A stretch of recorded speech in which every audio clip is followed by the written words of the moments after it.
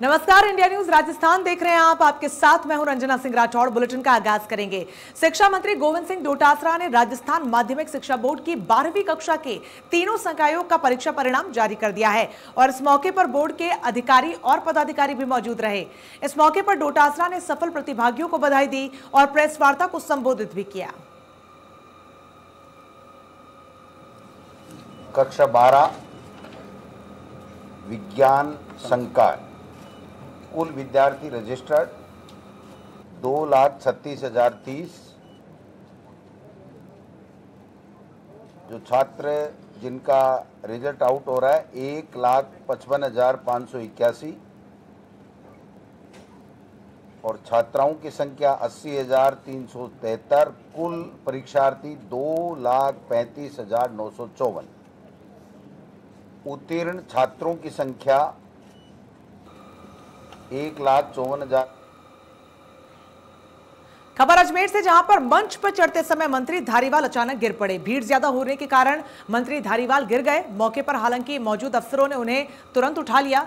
गनीमत रही कि मंत्री धारीवाल को गंभीर चोट नहीं लगी। हालांकि बाद में मंत्री ने पुलिसकर्मियों पर नाराजगी भी जताई। पुलिस जाब्ते की कमी पर उन्होंने नाराजगी जताई।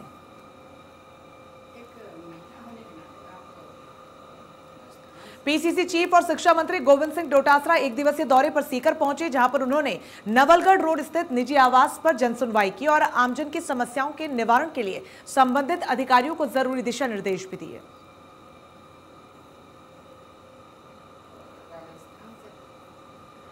धारियाबाद विधानसभा सीट पर उपचुनाव को लेकर खेल मंत्री अशोक चांदना धारियाबाद दौरे पर रहे। इस दौरान उन्होंने कांग्रेस कार्यालय में उपचुनाव को लेकर कार्यकर्ताओं और पदाधिकारियों से चर्चा भी की।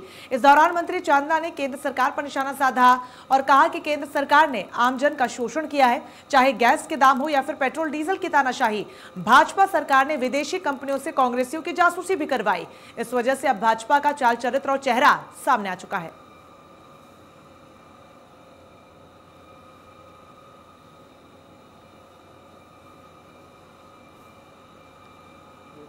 पुष्कर विधायक सुरेश सिंह रावत ने हंटूड़ी नारेली सोमलपुर गांव में 430 जरूरतमंद परिवारों को विधायक फंड से खाद्य और राशन सामग्री उपलब्ध करवाने की सकारात्मक पहल की है। साथ ही उन्होंने ग्राम पंचायतों और स्कूलों में पौधारोपण कर पेड़ लगाओ जीवन बचाओ का नारा भी दिया। इस दौरान एमएलए ने जन समस्याएं सुनी और अधिकारियों को समाधान के निर्देश भी दिए।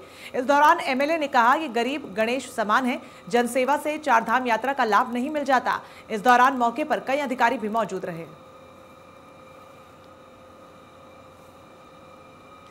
किसान यूनियन के राष्ट्रीय अध्यक्ष राकेश टिकैत बरोड़ पहुंचे और इस दौरान टिकैत ने पत्रकारों से बातचीत की और कहा कि जब तक भारत सरकार बातचीत नहीं करेगी तब तक हम दिल्ली नहीं छोड़ेंगे। देश में सभी जगह आंदोलन जारी रहेगा। साथ ही कहा कि हम कभी चुनाव नहीं लड़ेंगे और ना ही किसी दल में शामिल होंगे। टिकैत ने बताया कि भाजपा सरकार ने कहा था कि स्वामीनाथन कमेटी की रिपोर्ट लागू करेंगे, लेकिन ऐसा नहीं किया। उन्होंने एक विहिप जारी किया जिसमें सांसद किसानों की आवाज को संसद में उठाएंगे। केंद्र ने भाजपा की सरकार नहीं बल्कि मोदी सरकार है और उसे अलग अलग कंपनियां चलाती हैं।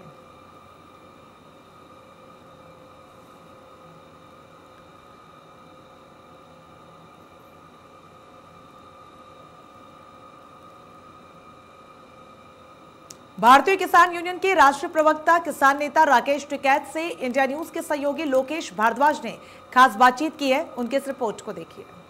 जहाँ कई महीनों से चल रहा है किसान आंदोलन, जहाँ गर्मी सर्दी बरसात तूफान में किसान डटे हुए वहाँ मौजूद है अभी राकेश टिकैत। हम उनसे बात करेंगे कि सर अभी आज किसान का संसद का तीसरा दिवस, आगे क्या रणनीति रहेगी? नहीं, आज नहीं चल रहा ना, वो तो आज बंद है पार्लियामेंट, 5 दिन से लगा छुट्टी। जिस दिन पार्लियामेंट से लगा उसी दिन आओगे। हम कोई ऐसे हल नहीं है क्या कि हम रोज लगा। तो सर अभी जो केंद्रीय मंत्री मीनाक्षी लेखी ने किसानों को मवाली कहकर फिर बयान वापस लिए, उसे किसी ने लिख कर दिया वो बयान, उसे कह दिया होगा बोल दे। अब लेडीज से इस तरह के बयान दिलवाना और फिर वापसी लेना तो ये महिलाओं का अपमान है। लेकिन मोदी सरकार जो किसानों की नहीं सुन रही है, अन्नदाताओं की पुकार नहीं सुन रही है, उस पर आप क्या कहना? सुन लेंगे, अभी सुनेगी, थोड़ा सा लेट सुनेगी। आगे की क्या रणनीति? सींग मार रही है अभी, देंगे सींग मार रही है। तो सर आगे की क्या रणनीति? आगे आंदोलन हमारा चलता पड़ेगा। अभी बता दिया ना कि आंदोलन की तैयारी 35 महीने और रखनी पड़ेगी हमको तैयारी। हमारा समझौता हो जाए, कल हो जाए समझौता, लेकिन तैयारी हमको 35 महीने की रखनी पड़ेगी। अब 35 महीने में से एक महीना घटाते रहना। अगर फिर भी केंद्र सरकार अगर पीछे नहीं अरे वहाँ रहने की नहीं जब रहने की नहीं हो जब तक। बहुत बहुत धन्यवाद। तो आप कोई ज्योतिषी हो कि 35 महीने बाद भी वही रहेगी? नहीं, हम ज्योतिषी नहीं, हम तो सब। हाँ, तो जब वहाँ रहने की नहीं। बहुत बहुत धन्यवाद। ये थे भारतीय किसान यूनियन। बीजेपी नेता रामलाल शर्मा ने पीसीसी चीफ गोविंद सिंह डोटासरा पर निशाना साधते हुए कहा कि कांग्रेस अध्यक्ष गोविंद सिंह डोटासरा को फोबिया हो गया है, क्योंकि उठते बैठते हर समय उनका निशाना संघ पर रहता है। डोटासरा पद पर रहने के लिए सोनिया गांधी को खुश रखने के लिए ऐसी बयानबाजी कर रहे हैं। साथ ही उन्होंने कहा कि भर्तियों को लेकर डोटासरा पर आरोप लग रहे हैं, इसकी नैतिकता को देखते हुए डोटासरा को रिजाइन कर देना चाहिए।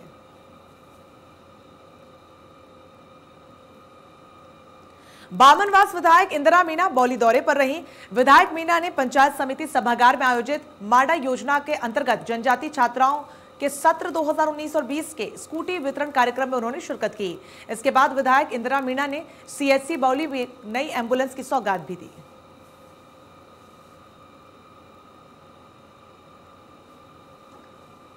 ओलंपिक में भारत की एथलीट मीराबाई चानू ने वेट लिफ्टिंग में सिल्वर मेडल जीता है और इस मौके पर बीजेपी प्रदेश अध्यक्ष सतीश पुनिया ने चानू को बधाई दी और कहा कि इस मेडल के मिलने से भारत के खिलाड़ियों का मनोबल बढ़ेगा।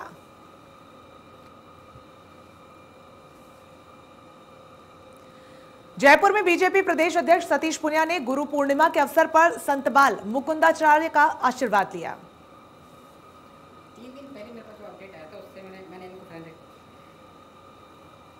जयपुर में अपना भारत मोर्चा के राष्ट्रीय संयोजक अशोक तंवर ने प्रेस वार्ता की।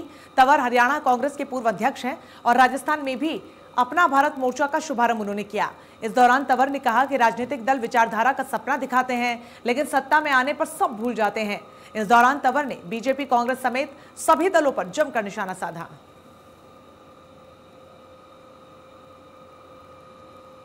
भरतपुर के सेवर थाना इलाके में 23 जुलाई को हुए हादसे में करीब 22 लोग जख्मी हो गए थे, जिनका इलाज जारी है। आरबीएम अस्पताल में मंत्री भजनलाल घायलों का हाल जानने के लिए पहुंचे, तब उनको बताया गया कि मरीजों से सिटी स्कैन के पैसे वसूले जा रहे हैं, जिसके बाद मंत्री ने पैसे लेने वाले कर्मचारियों के खिलाफ कार्रवाई के निर्देश दिए।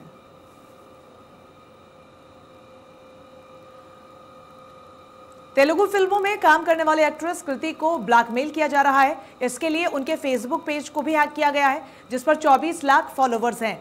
इसके बाद साइबर हैकर्स के खिलाफ फेसबुक में शिकायत और पुलिस रिपोर्ट दर्ज कराने के बाद भी पेज हैकर से रिलीज नहीं करवाया जा सका है। इस दौरान हैकर्स ने पेज का एक्सेस देने के बदले 60,000 रुपए की मांग की है।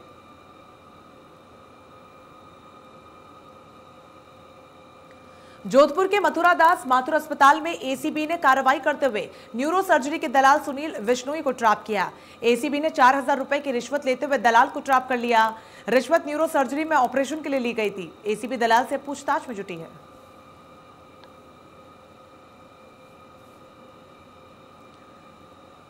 खबर सुजानगढ़ से, जहां पर पिता और 2 पुत्रों पर कुछ लोगों ने तलवारों से जानलेवा हमला कर दिया।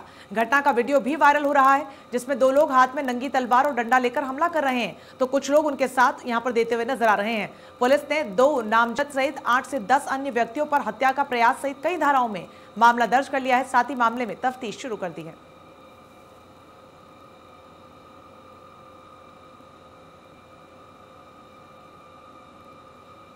खबर अलवर के कठुमर थाना क्षेत्र से, जहां पर एक ही गांव की 2 महिलाओं ने रेप का मामला दर्ज करवाया। थाना अधिकारी कमल सिंह ने बताया कि क्षेत्र के धन सिंह का नगला की एक महिला ने गांव के एक व्यक्ति पर बलात्कार का मामला दर्ज करवाया है। आरोपी कट्टा दिखाकर धमका रहा है, तो वहीं दूसरे पक्ष की ओर से भी क्रॉस केस करते हुए एक महिला ने बलात्कार का मुकदमा दर्ज करवाया, जिसमें दूसरे पक्ष के एक रिश्तेदार पर बलात्कार करना बताया गया है। अजमेर के जेठाना में होद से गिर जाने से मासूम की मौत हो गई। मांगलियावास के पास जेठाना में मांगलियावास रोड पर मकान के खुले होद में गिर जाने से मासूम की जान चली गई।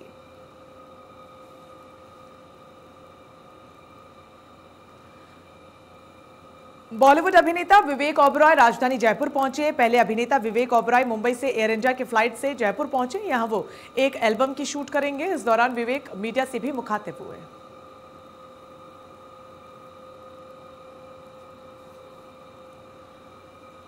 जयपुर के गलता पीठ में गुरु पूर्णिमा का पर्व मनाया गया। इस वर्ष कोरोना संक्रमण के चलते धार्मिक आयोजन पर लगी रोक के चलते गुरु पूर्णिमा का आयोजन पूर्ण सादगी से मनाया गया।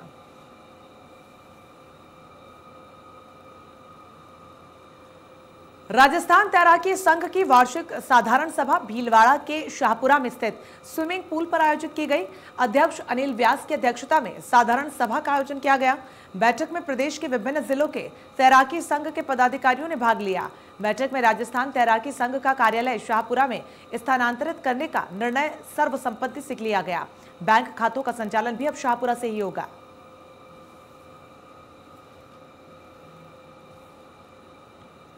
जैसलमेर में पुलिस अधीक्षक अजय सिंह के निर्देशन पर शहर कोतवाली में प्रेस वार्ता का आयोजन किया गया। सिटी कोतवाली में लपकों के खिलाफ कार्रवाई को लेकर प्रेस वार्ता की गई। इस दौरान पर्यटन व्यवसायियों से लपकों को सहयोग न करने की अपील की गई। पर्यटकों को होने वाली परेशानी के लिए नंबर भी जारी किया गया।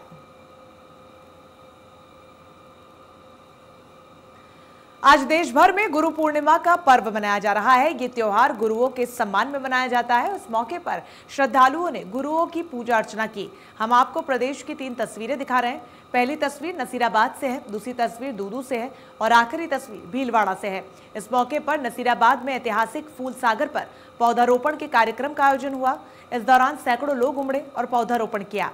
तो वहीं दूदू में भी श्रद्धालु दादू पीठाचार्य के समाधि स्थल पर पहुंचे और पूजा अर्चना की। तो वहीं भीलवाड़ा में भी लोग इकट्ठा हुए और पूजा अर्चना की।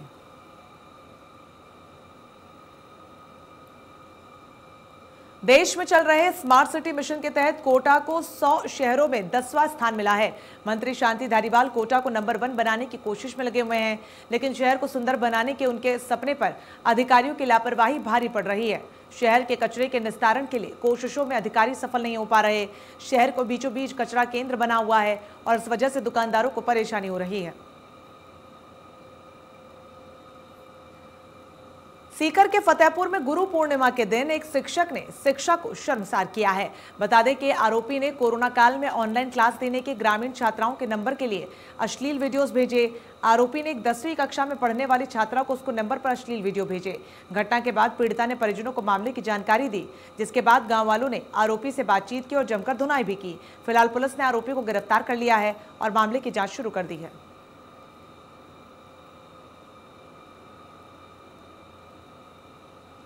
अब खबर बाड़ी से है, जहां पर बाड़ी सिटी मोहल्ले में 2 पक्षों में पथराव और फायरिंग हो गई। मामले की जानकारी मिलते ही पुलिस मौके पर पहुंची और पक्षों से समझाइश की, साथ ही घायलों को अस्पताल में भर्ती भी करवाया।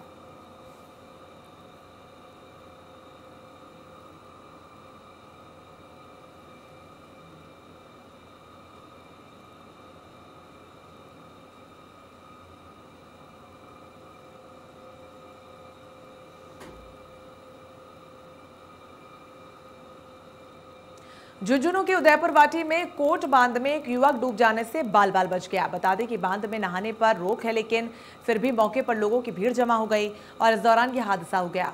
घटना के वक्त युवक शराब के नशे में था और मौके पर मौजूद लोगों से उलझ गया।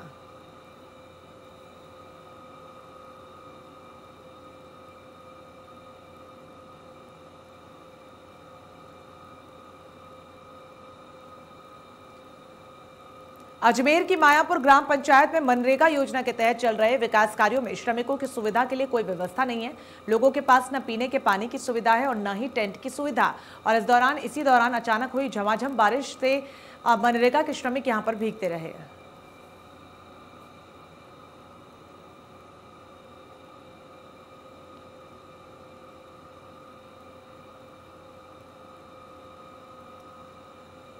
खबर कोटा से है। यहां पर नगर निगम भवन के हेल्थ ऑफिसर के रूम नंबर 303 में आग लग गई। आग लगने की जानकारी मिलते ही दमकल की गाड़ियां मौके पर पहुंची और आग पर काबू पाया।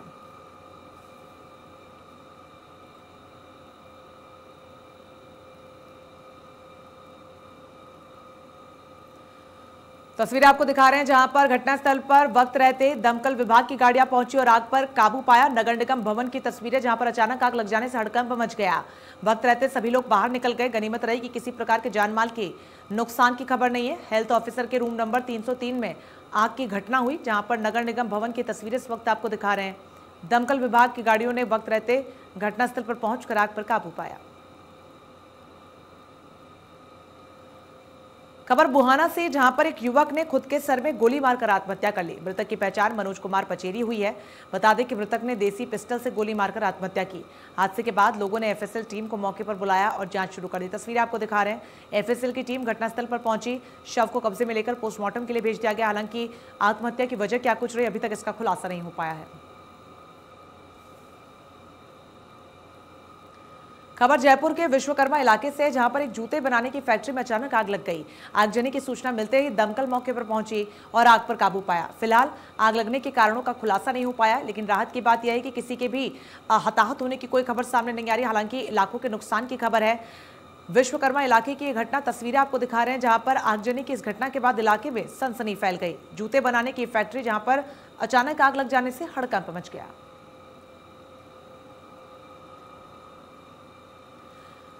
खबर देसूरी से, जहां पर पुलिस ने भरतपुर के बिहाना से लंबे अरसे से साधु के भेष में रहे स्थायी वारंटी को गिरफ्तार कर लिया है। वांछित अपराधियों को धरपकड़ अभियान के तहत पुलिस ने एक टीम का गठन किया और आर्म्स एक्ट के वांछित फरार आरोपी सूरजभान सिंह को गिरफ्तार किया। तो इस बड़ी कार्रवाई के तहत बड़ी गिरफ्तारी की गई। आर्म्स एक्ट के तहत इस गिरफ्तारी को अंजाम दिया गया। तस्वीरें आपको दिखा रहे हैं, यही वो शख्स जिसे गिरफ्तार किया गया। स्थायी वारंटी गिरफ्तार हो चुका है। साधु के भेष में आरोपी रह रहा था, जिसकी जानकारी पुलिस को मिली और आखिरकार पुलिस ने बड़ी कार्रवाई करते हुए इसको धर दबोचा।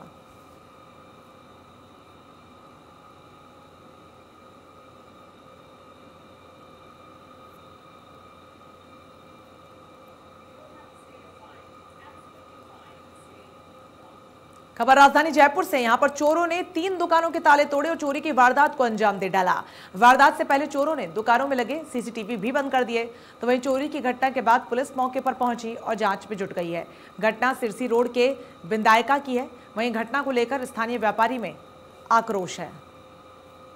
तो फिलहाल पुलिस इस पूरे मामले की जांच में जुट गई है। 3 दुकानों में चोरी की घटना सामने आने के बाद इलाके में सनसनी फैल गई। चोरों ने दुकानों के ताले तोड़े और वहां से चोरी की घटना को अंजाम देकर भाग खड़े हुए। हालांकि स्थानीय लोगों का कहना है कि आए दिन इलाके में चोरों का आतंक देखने को मिलता है। इन सब के बीच पुलिस उस पूरे मामले की तफ्तीश में जुट गई है। लेकिन बड़ी बात यह है कि वारदात से पहले चोरों ने सीसीटीवी फुटेज भी बंद कर दिए थे। हालांकि पुलिस के लिए बड़ी चुनौती जरूर है, लेकिन पुलिस ने कहा कि जल्द ही चोर उनकी गिरफ्त में होंगे।